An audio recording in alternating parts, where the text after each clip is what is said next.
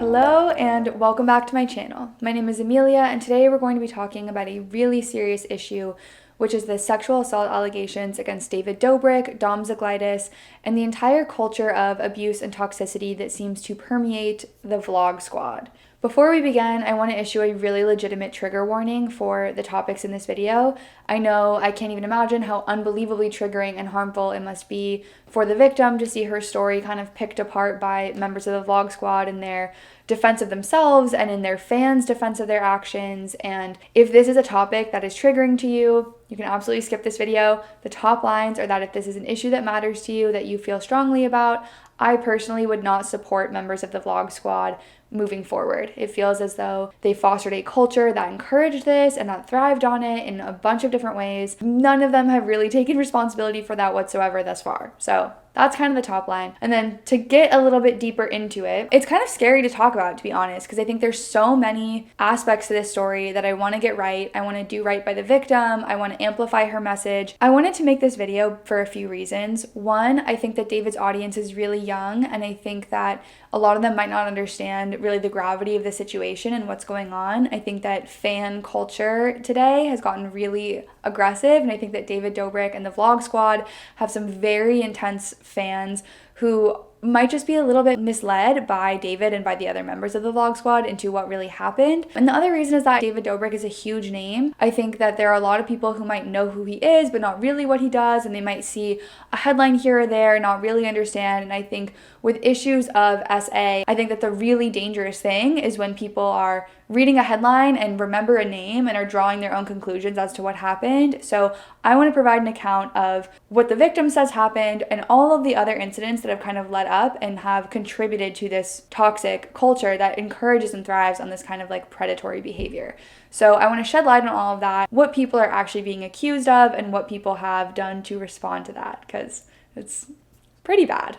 So the Business Insider article that came out over the past week features Hannah's story. That's what they name her as, and that's what I'll be referring to the victim as throughout the rest of this video. That is not her real name, but to protect her privacy, that's what we'll be going with. Before we really jump into Hannah's story, I'm going to give a quick recap into who David Dobrik is, who the vlog squad is, and kind of how we got to this point. So if you don't know who David Dobrik is, I'm really not sure how you got to my video or what you're doing on YouTube, but a brief overview is that he was a former Vine star who essentially moved to LA with this other group of former Viners, and as Vine started to kind of slowly or quickly, I guess, fade away and kind of like dissolve, they transferred their skills from vining into vlogging. David became almost like a pioneer of kind of the vlog style that a lot of people use today. He started making these 4-minute and 20-second long videos that featured all of his friends doing wild and unpredictable kind of behavior. I use those terms very loosely. Obviously, what he is being accused of and what he has done is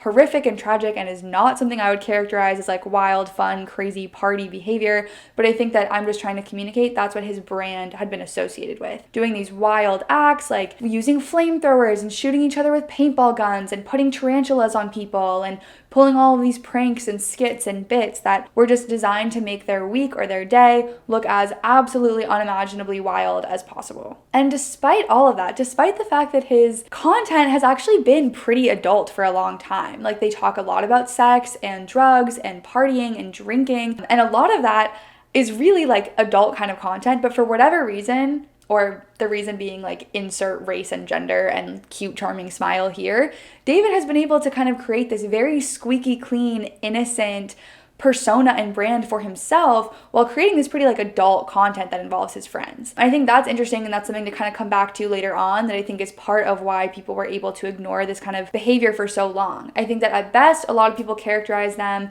as frat boys with cameras, which I think is accurate. It also kind of explains like how this culture was started and how it was perpetuated. And so by making these videos, David became really famous really quickly, and he became YouTube's golden boy, he's Nickelodeon's golden boy, all the brands wanted to work with him, and the power dynamic really starts to shift almost right off the bat. Essentially what they've done is kind of recreate Jackass, but if one of them is sober and unharmed and not a part of anything and gets all the money and fame and all of the connections, and all of the rest of them are doing the actual skits where they get hurt and make the content. So off the bat, the dynamic within this friend group is so wrong. And I think that that's important when we're thinking about the level of complicity the other members of the Vlog Squad have in these actions, is to consider that like so many of them feel like they owe David their entire careers and all of this stuff, while not really reflecting on the fact that it's a symbiotic relationship. Without his friends willing to be crazy and unpredictable and doing these like wild things, David would have no content. And without David, these friends probably wouldn't have careers. David really has the power to like make or break careers. The more he showcases you in his video, he can completely launch your career. It's almost like The Bachelor. Like, you go on his videos if you want to be an influencer, and you automatically have exposure to like 10 million viewers. And so considering that, and considering that David only wants you in his videos if you're going to make him good content, there's gonna be problems. These kind of allegations and the noise about David Dobrik and the Vlog Squad being toxic has gone on for a really long time. There's quite literally hundreds of hours of footage of them on a public channel with 10 million subscribers for the past 5 years. So this is not new. I think what's new is that people are actually starting to take it seriously, and that there's actually kind of some repercussions and consequences that are coming from it. That brings us to earlier this March.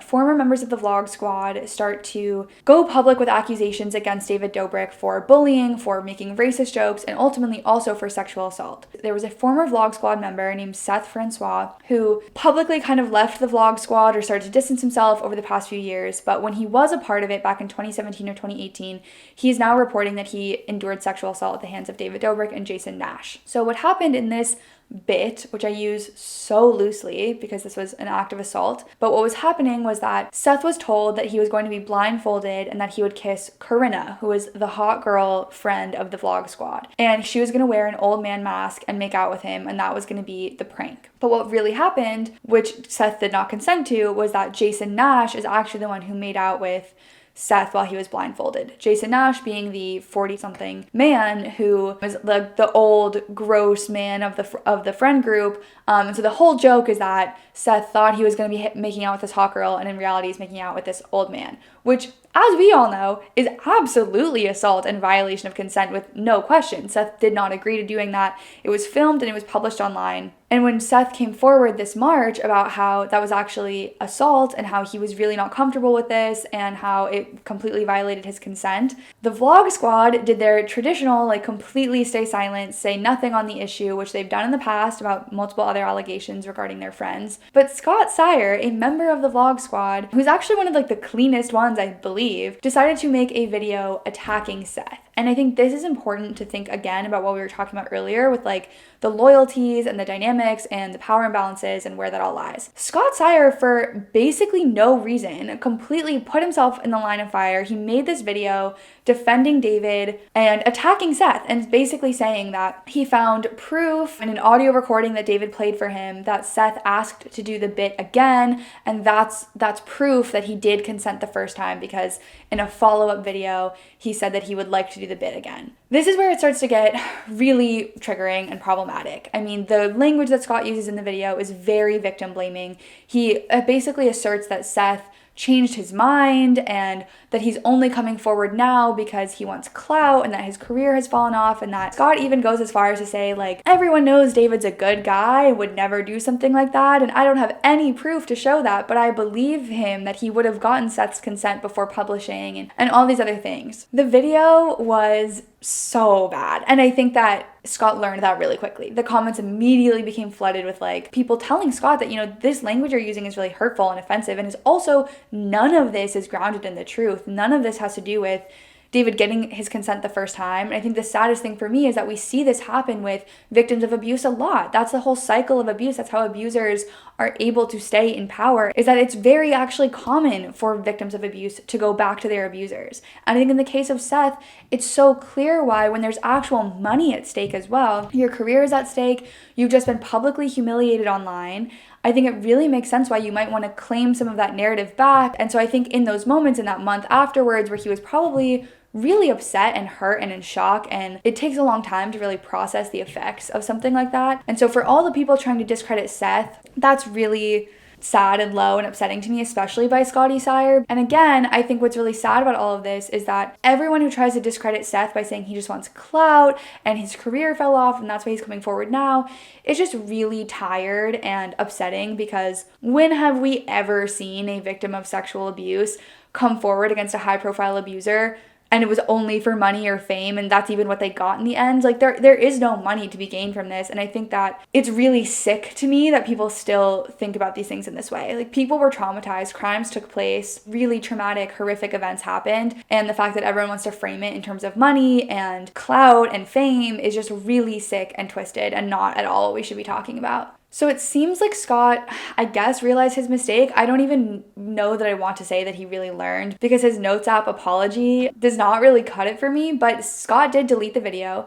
and released a Notes app apology that said, you know, that he is sorry for the fans. And it seemed to me like what he was saying was that he was sorry that the language he used was so victim blaming, but it still doesn't seem like he actually understands what was wrong in that bit. It really doesn't seem like he understands the crux of the issue, which is how consent works and how you can't really consent to something that you don't know what's happening, and that just because you get pressured into saying yes at the end, or maybe you ultimately return to your abuser, does not mean that you consented in the first place. The also unfortunate reality is that I think a lot of people think the way that Scott and David and the rest of the Vlog Squad do. I think there's a lot of misinformation about what consent really means, but I would hope that someone who is as old and understanding and educated as Scott would take the time to really learn and consider his own actions and why he felt the need to jump to David's defense and all of these other things when it was really only added trauma to, I think, the victims and to Seth.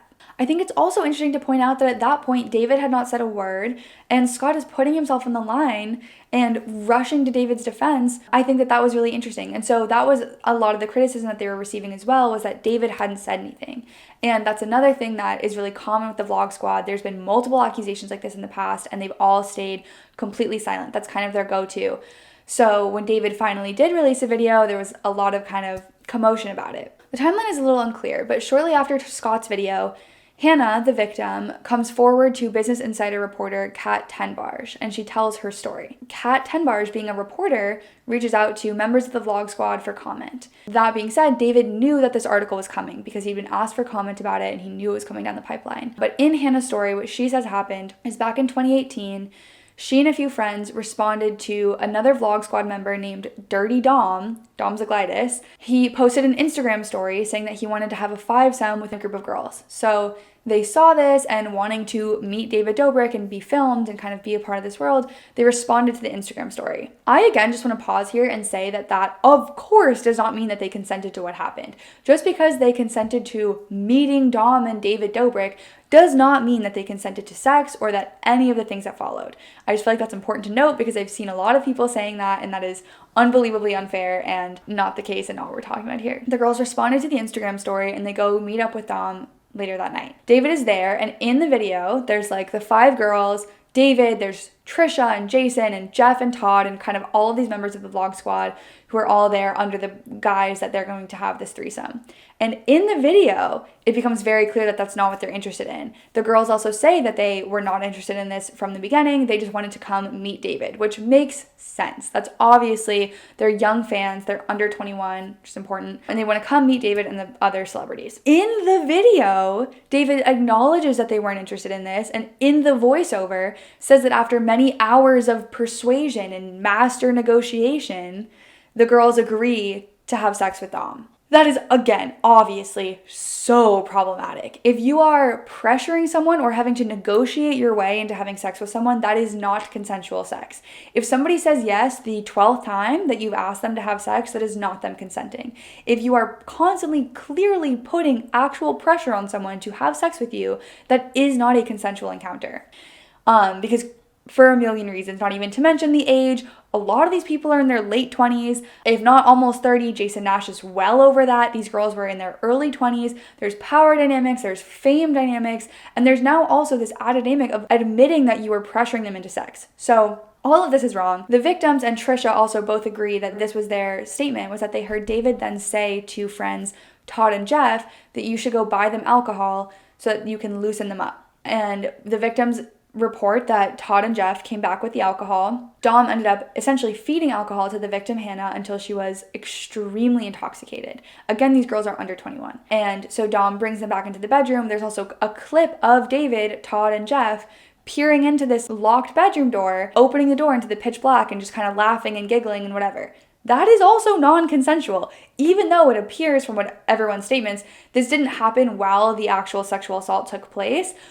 Either way, the girls involved are not consenting to you opening the door with a camera, even if they were consenting to what was happening in the room at the time. All of that, even if it was staged, a really bad look and just not cool. They've said it was staged, who knows? Regardless, what happens is Hannah ends up becoming extremely intoxicated. She and a friend go into a room with Dom, and he proceeds to sexually assault Hannah, who is actually losing consciousness from being so intoxicated. Her friend reported that her body went limp and that they had to carry her out of the room. And when the encounter was over, they had to force her to throw up and hold her up physically so that she could stand. She was clearly unbelievably too intoxicated to consent, and Dom took advantage of that and her. And I think that that is unbelievably disgusting and revolting, and I feel absolutely horrible for her that that is what happened to her on a night that was supposed to be a fun encounter with celebrities, and that was framed as a fun encounter. David ended up finishing the bit even after seeing the girl being completely blackout drunk. There is a photo taken of Dom, David, Todd, and Jeff, time-stamped at 1:30 a.m. from one of the witnesses, where you can see that her friends are physically holding her up because she's so intoxicated.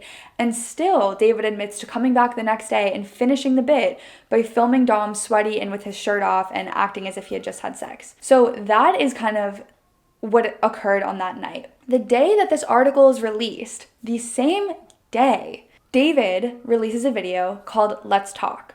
And really quickly, there's so much wrong with like the titles that all of these YouTubers are using to acknowledge what's happening. Like the Let's Talk, addressing the drama, all these things. Like, no, this is a crime. A very serious crime took place. And this is not just a casual, let me address the drama with my friend video. And the Let's Talk video is even more ironic because he immediately turned off comments and disabled likes and dislikes on the video. So there isn't really much room to talk. And he also put it on his least subscribed to channel. He put it on his podcast channel, which had a quarter of the subscribers as his other two. I think hopefully so that he could suppress it, even though YouTube ended up putting it on trending anyways, and then ultimately removing it from trending, but absolutely wild. And in this video, there's so much wrong. I want to start off with something that Smokey Glow, another YouTuber who I highly recommend watching her video on this topic, she also acknowledges that one of the first things wrong with the video is that David says, you know, I've made over 600 videos. As if by that account, there's just bound to be some sexual assault or something in there. Already wrong. He also spends the entire 2 minutes talking about himself and how he just wants to make people happy, and he says that consent is the most important thing to him with literally no evidence to back that up. And then what he does that's really problematic is he kind of conflates the Seth issue and the Hannah issue as one and makes it seem as though he's saying that they both kind of changed their mind and that's why he deleted the videos and all this stuff, and how he really respects consent and understands that consent can change, and that's why he deleted the videos. But at the end of the day, he just wants to make people happy.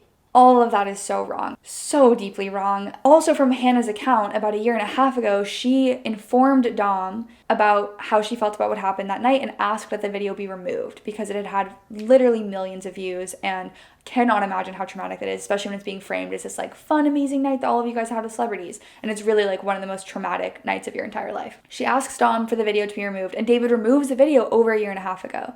So that's evidence that David knew a crime took place. He knew what happened, didn't say anything, and in this apology video didn't once acknowledge that at all, and released it the same day the article was coming out. So he doesn't really acknowledge or respond to that allegation. He kind of lumps it in with the Seth, and all he really says to Seth is, I'm sorry, I made a mistake, which is again kind of ironic because Seth says that he sent text messages to David asking him to talk about this, and David completely ignored him. So David was forced into making this kind of apology video that wasn't an apology. Also, as Smokey Glow points out, what YouTubers have really missed over the past few years is what an apology is supposed to be.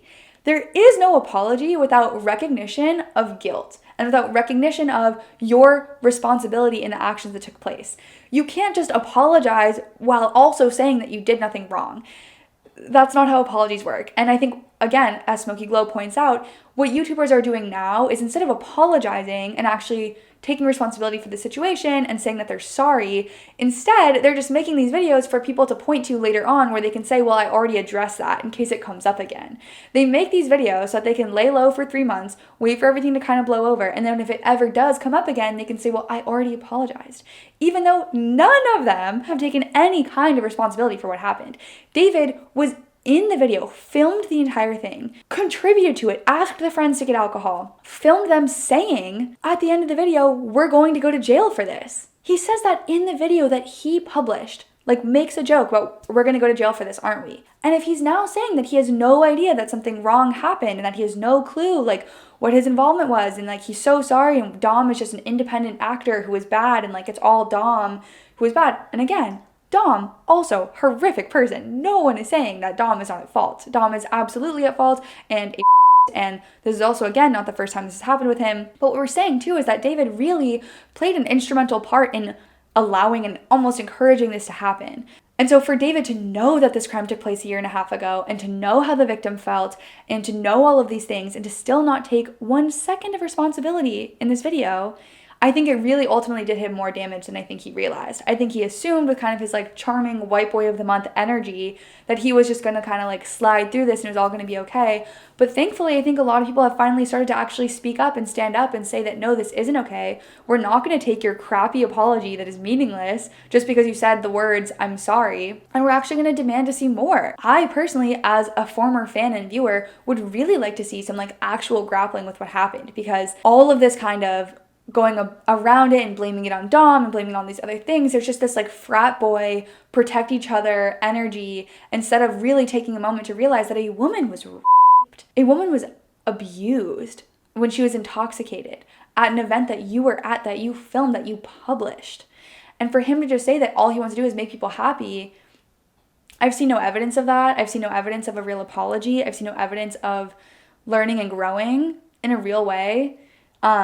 And so it's just not enough for me. I mean, at the end of the day, I feel like one of the most frustrating components to all of this for me is that this feels like a really important opportunity to actually learn and actually grow and to actually acknowledge what happened to this victim and to think for 1 second about something outside of yourself. But instead, all of the members of the vlog squad can do is like rush to defend their own reputations, and it's all me, and what brand deals am I losing and all of that. Which takes us briefly to the Jeff Wittek thing, which is unbelievably wild to me. Again, if you want the more in-depth look at this, I highly recommend watching Trisha and Ethan's Frenemies podcast where they went live. They really dissected Jeff Wittek's whole weird rant that wasn't an apology but was supposed to be video, where Jeff essentially just completely berated the Business Insider reporter Kat, encouraged his followers to go attack her, which to her own report they then did, and she's received multiple detailed death threats because of this, because of Jeff putting all this blame on her. Jeff made this 20-minute long video about the Business Insider article, and then on the Frenemies live podcast admits that he did not even read the article in full. That's how much these men care so much about themselves and their own careers and their own brands and their own whatever, that he didn't even take the time to read the entire article. He literally only read the sentences that had to do with him. And mind you, a girl that he was in the room with was by one of his friends. And instead of taking the time to really read and consider her story, all he wanted to do was read the few, literally 2 sentences that involved him, and then make a 20-minute long video trashing Trisha and trashing the reporter and encouraging people to also discredit them because he was angry that he was being involved and mischaracterized. And also, clearly Jeff Wittek doesn't understand how journalism works. He was saying that the reporter should have donated all the proceeds of her article to sexual assault, all these things that 1 are illegal and 2 go against journalistic standards. He's also reporters don't decide if there's a paywall or not. There is a paywall on this article, but Kat didn't decide that. She doesn't own Insider. That whole weird thing aside, there's clearly been this culture for a long time. I guess my ultimate point is that it doesn't matter what all of these other people have to say about themselves and their own reputation, their own brands. It really doesn't matter that David made 600 other videos. It doesn't matter that Jeff insists he wasn't the one who like swiped his card for the alcohol. It doesn't matter any of these other things. What matters is that as horrific as this was not an isolated incident. There was a culture of this happening time and time again. There are tons of other clips coming forward every day where similar things are happening. A clip just surfaced on TikTok yesterday that I'll link in the description that is from David's vlog where he is talking to girls who said, yeah, it wasn't really my choice to have sex with Dom, I was drunk. And David laughs and says, oh, well, that doesn't sound consensual, and makes the whole thing a joke about how Dom has been doing this in the past. I just don't buy any of their bullshit apologies. I don't buy any of this. I don't think any of them have learned, and I think it's all just trying really desperately to save themselves, and for some reason for the rest of them to all save David, and I don't understand why they couldn't just be quiet. Like, Jeff didn't need to make that video. Jeff did not need to make that video. Would have saved himself so much time.